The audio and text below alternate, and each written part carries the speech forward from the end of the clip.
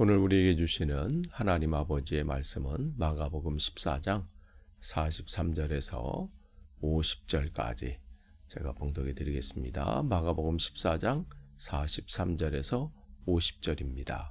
그런데 예수께서 아직 말씀하고 계실 때에 12제자 가운데 하나인 유다가 곧 왔다. 대제사장들과 율법학자들과 장로들이 보낸 무리가 칼과 몽둥이를 들고 그와 함께 왔다. 그런데 예수를 넘겨줄 자가 그들에게 신호를 짜주기를 내가 입을 맞추는 사람이 바로 그 사람이니 그를 잡아서 단단히 끌고 가시오 하고 말해 놓았다. 유다가 와서 예수께 곧 다가가서 랍비님 하고 말하고서 입을 맞추었다. 그러자 그들은 예수께 손을 대어 잡았다. 그런데 곁에 있던 이들 가운데 어느 한 사람이 칼을 빼어 대제사장의 종을 내리쳐서 그 귀를 잘라버렸다. 예수께서 그들에게 말씀하셨다. 너희는 강도에게 하듯이 칼과 몽둥이를 들고 나를 잡으러 나왔느냐? 내가 날마다 성전에 너희와 함께 있으면서 가르치고 있었건만 너희는 잡지 않았다. 그러나 이것은 성경 말씀을 이루려는 것이다. 제자들은 모두 예수를 버리고 달아났다. 아멘.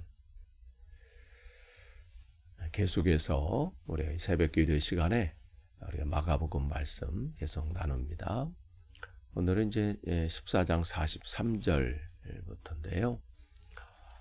이전에 지금 겟세마네 동산에서 주님께서는 십자가상에서의 죽음을 앞에 두고 주님 앞에 기도로 간구하시고 힘을 얻기 위한 것이죠. 감당하기 위한 거예요. 그러면서 함께 있었던 베드로, 야고보, 요한에게 기도를 요청하시고 또 함께 있기를 원하셨고 또한 유혹에 빠지지 않도록 시험에 빠지지 않도록 기도하라 이렇게 말씀을 하셨어요. 그런데 그 말씀을 하시자마자 저쪽에서 이제 그야말로 시험거리가 다가오게 되잖아요. 그래서 기도는 미리 해놓는 거예요. 시험거리가 오고 문제거리가 생기고 어려움이 생길 때는요. 그 생각이 안 나요. 허둥지둥돼요. 우리가 어떤 큰 일을 당하게 되면 그 전까지는 냉철했고 또 미리미리 이건 이렇게 하고 저건 저렇게 해야지 그런 상황이 오면 내가 이렇게 대처해야지 하지만 그런 상황이 오면 쉽지 않잖아요. 그러면서 되돌아보면 그때 그렇게 할 걸 후회하기도 하고 아쉬운 부분들이 있어요. 그래서 주님은 그 유혹에 빠지지 않도록 시험거리가 오기 전에 미리 기도로 준비해라. 그래서 이제 말씀하실 때 이제 문제가 생기게 되는 거죠. 이제 예수님께서 늘 어떤 패턴으로 그 삶을 사시는지 또 기도를 어디서 많이 하시는지 또 이 장소에 있을 때는 기도는 어디서 하실지 그걸 상황과 모든 것을 안 가룟 유다가 예수님께서는 요 시간에는 이 감람산 쪽에서 또 이제 기도할 것을 아시고 알고 그쪽으로 이제 무리들을 몰고 온 거잖아요. 와서 예수님의 그 일들을 예수님을 향한 그 일들을 지금 진행하려고 하는 거죠. 근데 그가 오기 전에 어떤 계획을 짜요? 내가 입 맞추는 그 사람이 바로 예수다. 그러니까 나를 잘 따라오고 내가 먼저 무슨 일을 행동을 하는지 그 행동한 그 상황 그걸 잘 주목하고 있다가 바로 틈을 주지 말고 그 일들을 진행하십시오. 이렇게 이제 알려준 거예요. 그래서 와서 어떻게 해요? 마치 아무 일도 없고 마치 환영하고 기뻐하고 만남을 기뻐하는 것처럼 랍비님 하고 어떻게 해요? 입을 맞추었다 그랬어요.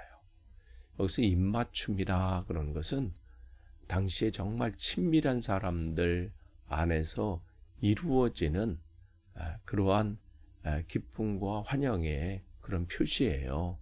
만남에 대한 기쁨의 표시죠. 그런데 지금 어떻게 돼 있어요?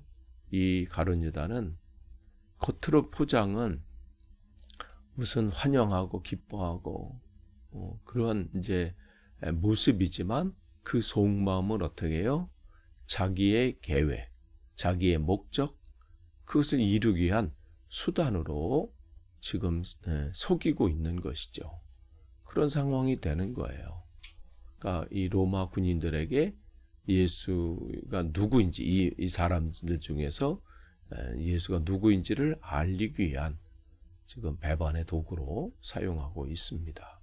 그러니까 이 어떤 겉으로 나타나는 그런 행동들, 그것이 뭐 어떤 자비로운 행동이든 선한 모습을 가진 행동이든 우리가 그런 행동들을 많이 할 수 있어요. 그러나 그 속마음이 어떤 것을 가지고 그것을 대하느냐가 정말 중요해요. 같은 칼이라도 그것이 의사에게 잡혀있느냐 강도에게 잡혀있느냐에 따라서 그 사용처가 달라지는 것이지 않아요? 그런 것처럼 우리가 신앙생활하면서 많은 사람들에게 뭐 구제할 수도 있고 선을 베풀 수도 있고 뭐 조언을 할 수도 있고 때로는 여러 가지 할 수 있지만 그 행동이 중요한 게 아니라 그 안에 마음이 어떤 마음을 가지고 그 행동이 나오느냐를 점검하셔야 돼요. 같은 선을 겉으로 볼 때는 똑같이 무슨 선물을 할 수도 있고 위로할 수도 있고 격려할 수 있고 또 구제할 수도 있고 대접할 수도 있지만 그 마음이 어떤 마음으로 그 행동을 하느냐에 따라서 결과는 완전히 달라져요. 그 마음이 좋은 마음이 아니고 하나님의 마음이 아니고 그런 마음을 가지고 하지 않을 때는요, 그것이 오히려 상대방에겐 독이 될 수 있다는 것이죠. 오늘 가룟 유다의 행동이 그렇습니다. 그렇기 때문에 오늘 여러분의 어떤 몸짓이나 행동이나 언어나 어떠한 모든 그런 것들이 정말 남을 살리는 것이 되기를 원합니다. 죽이는 행동, 죽이는 몸짓, 죽이는 말, 눌러버리는 그러한 행동이 아니라 살리는 거예요. 오늘 이 말씀을 통해서 한번 생각해 우리가 보기를 원합니다. 그런데 지금 가룟 유다가 그 행동을 하는 것을 보고 이제 로마 군인들 같이 온 거 보고 이거 심상치 않다. 이거 그러면서 그런 것을 직감하고 이제 47절에 보면 곁에 서 있는 사람이 어떻게 해요? 어떤 한 사람이 칼을 빼어 대제사장의 종의 귀를 잘라버렸다 했어요. 요한복음 18장에 보면 이 사람을 베드로라 이렇게 표현하고 있어요. 거기는 베드로라고 기록하고 있어요. 그리고 대제사장의 이 종의 이름을 말고 이렇게 거기다 이제 기록하고 있는데, 그러니까 베드로 입장에서는 상황이 이거 긴박하게 돌아오고 좋지 않은 거예요. 그러면서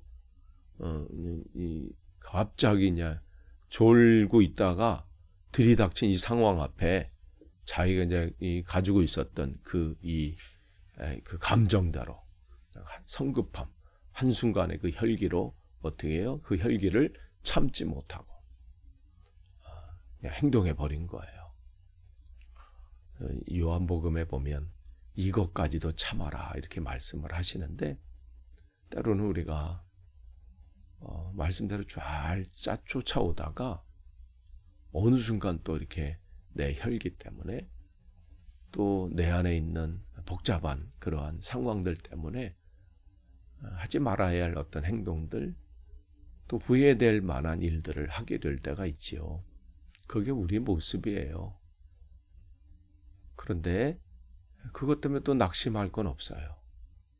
베드로를 하나님께서 이렇게 그냥 끝나신 게 아니잖아요. 이 사람의 이러한 모습들, 이러한 것들을 잘 다듬으셔서 또 필요한 때가 있거든요.